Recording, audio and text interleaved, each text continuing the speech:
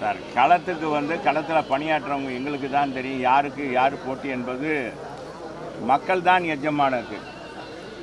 இது சினிமா வசனம் இல்லை. அவர் அப்படி சொன்னாரான்னு எனக்கு தெரியாது. நீங்கள் கேட்குறீங்க.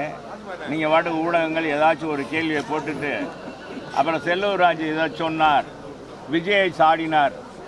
ஏப்பா முதல் ஆண்டில் தொடக்கத்தில் எல்லாரும் மகிழ்ச்சியாக இருக்கணும்னு வேண்டிட்டு வந்திருக்கோம்.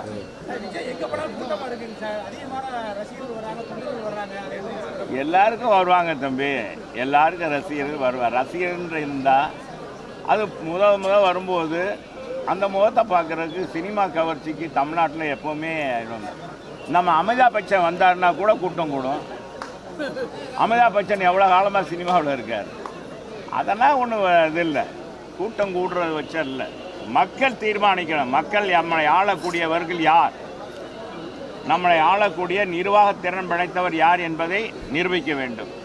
அதுபோன்ற நிரூபித்தவர் புரட்சி தமிழர் எடப்பாடியார். எனவே அதுக்குள்ளே மற்ற யாரையும் இது முதல் தொடக்கனால யாரையும் நான் சாட விரும்பலை. தம்பி கேட்டதுனால சொன்னேன். மக்கள் தான் எஜமானர்கள், மக்கள் தான் முடிவெடுப்பார்கள். மக்கள் முடிவெடுத்து விட்டார்கள்.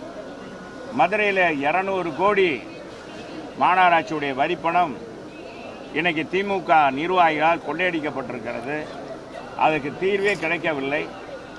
ஒரு மேயர் இல்லாமல் ஒரு மாநகராட்சி 3 மாதங்களுக்கு மேலாக நடைபெறுகிறது.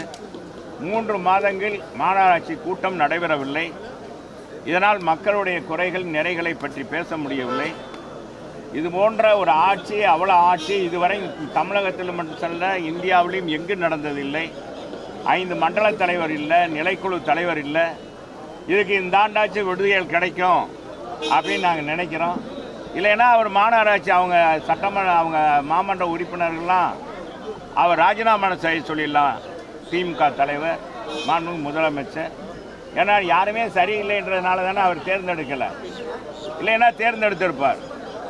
எல்லா 69 மாமன்ற உறுப்பினர் இருக்காங்க. யாரையும் ஒரு ஆளை கூட தேர்ந்தெடுக்க முடியல. ஒரு மேயரை தேர்ந்தெடுக்க முடியல, 5 மண்டல தலைவரை தேர்ந்தெடுக்க முடியல, நிலைக்குழு தலைவரை தேர்ந்தெடுக்க முடியல. இங்கே இருக்கிற நான் தாண்டா வீரன் அப்படின்னு இங்கே இருக்கிற இந்த அமைச்சர்கள் பேசுகிறாங்க. எனவே இந்த ஆட்சி நம்ம 23ஆம் புலிகேசி ஆட்சியை போல தான் இருக்கிறது என்பதை தெரிவிச்சுக்கிறோம். வேற என்ன?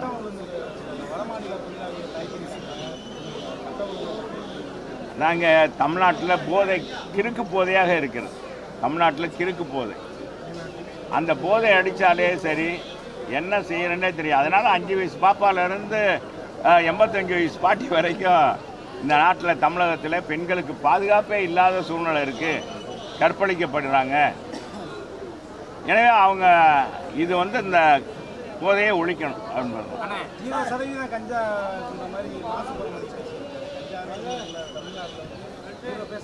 2026 மாண்புமிகு மக்கள் நல்வாழ்வுத்துறை அமைச்சர் அருமையான ஒரு ஜோக் அடித்திருக்கிறார்.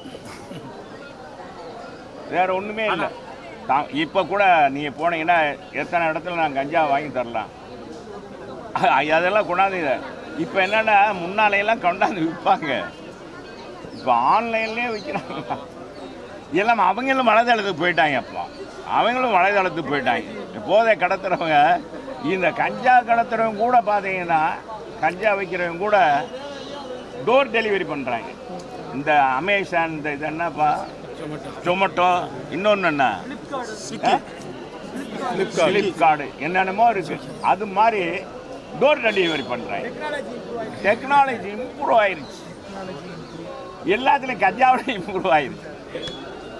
சரி, வாழ்த்துக்கள். வட மாநிலத்தில் அந்த பையனை போட்டு கத்தியால வெட்டுறதெல்லாம் ரொம்ப வைரலாக போச்சுன்னா சட்ட ஒழுங்கு எப்படி இருக்குன்னு நினைக்கிறீங்க?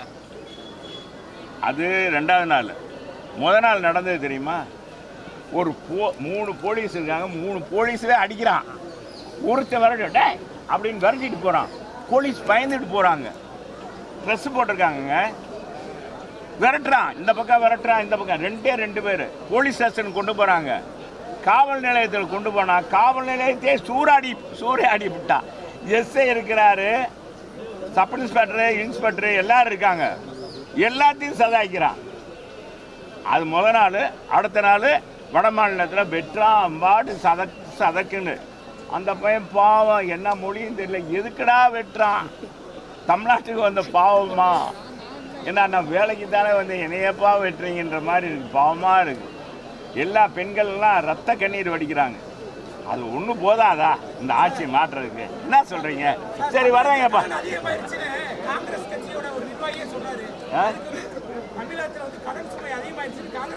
ஆமாம், அது உண்மையை தான் சொல்லியிருக்காரு. காங்கிரஸுக்காக இந்த நாட்டுக்காக சுதந்திரம் வாங்கி கொடுத்தவங்கப்பா. இந்த காங்கிரஸ் இல்லை, இதுக்கு முன்னால் இருந்த காங்கிரஸ். ஆங்கிலேயர்கிட்ட இருந்து அடிபட்டு உதப்பட்டு சத்தியாகிரகம் பண்ணி சிலரை போல நேரடியாக சொகுசாக வர்றதில்ல, ஆட்சிக்கு வரல. காங்கிரஸ் அடிபட்டு உதப்பட்டு சத்தியாகிரகம் பண்ணி உப்பு சத்தியாகிரகம் பண்ணி இதெல்லாம் செஞ்சதுனால அவங்க உள்ளூர கூட்டணியில் இருந்தாலும் தோழமையில் இருந்தாலும் ஒரு ஆதங்கம். இந்த 4.5 லட்சம் கோடி தான் நம்ம காலத்தில், எங்கள் காலத்தில் இருந்தது. 5 ஆண்டில் 1 லட்சம் கோடி 5 லட்சம் கோடி இந்த அரசு கடன் வாங்கியிருக்கு. அதுக்கான வளர்ச்சி திட்டம் இருக்கா அப்படின்னா எதுவுமே இல்லை. இப்போ மதுரை எடுத்துக்கோங்க, எத்தனை அடையாளங்கள் நான் சொல்லலாம். 10 பாலங்கள் இருக்கோம் நாங்கள் கட்டியிருக்கிறோம். நம்ம ராஜாஜி மருத்துவமனையை பாருங்கள், வானளாவிய கட்டடங்கள். நம்ம மாவட்ட ஆட்சியாளர் துணை கட்டடம். இது நம்முடைய தமிழகத்தில் கொடிசிய அரங்கத்தை போல ஒரு அரங்கம். இந்த புது மண்டபம், மீனாட்சி அம்மன் கோயில், ஃபேவர் பிளாக் சாலை, நம்ம ரயில்வே புகை வேண்டிய நிலையத்திலிருந்து மகால் வரைக்கும் ஃபேவர் பிளாக், பழைய காலத்து விளக்கு, குழல் விளக்கு. பெருந்தலைவர் காமராஜருக்கு 50 லட்சம் ரூபாயில் புதுப்பித்தது.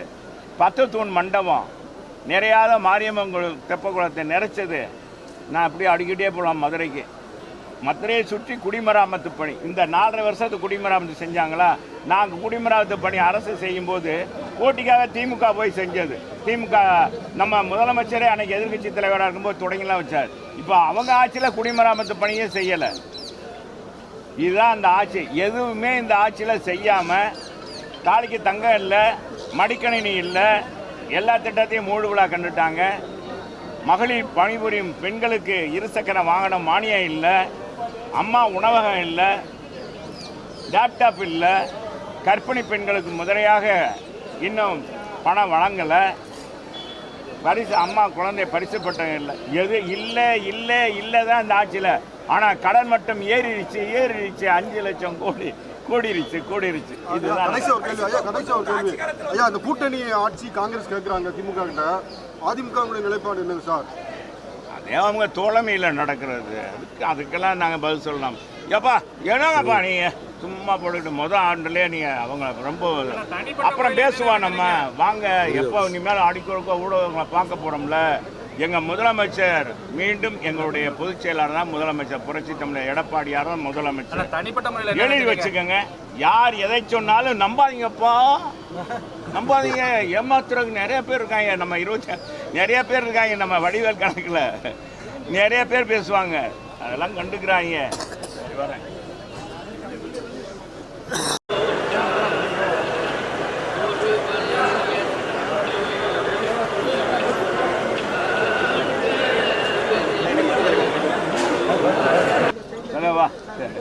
அனைவருக்கும் ஆங்கில புத்தாண்டு நல்வாழ்த்துக்கள். உலக மக்களுக்கும் ஊடக பெருமக்களுக்கும் முதல்கண் வணக்கம். இன்றைக்கு உலகமே ஆளுகின்ற மீனாட்சி சுந்தரேஸ்வரர் திருக்கோயிலுக்கு சென்று குடும்பஸ்தாரோடும் கழக குடும்பஸ்தாரோடும் சென்று மாண்புமிகு முதலமைச்சர் மீண்டும் தமிழகத்துடைய முதலமைச்சராக வர வேண்டும். அங்கே கன்னி மீனாட்சி சுந்தரேஸ்வரர் அருள் புரிய வேண்டும். காரணம் என்னன்னா, தமிழ்நாடு அமைதி பூங்காவாக இருக்கணும். தமிழ்நாட்டில் போதை கலாச்சாரம் இருக்கக்கூடாது.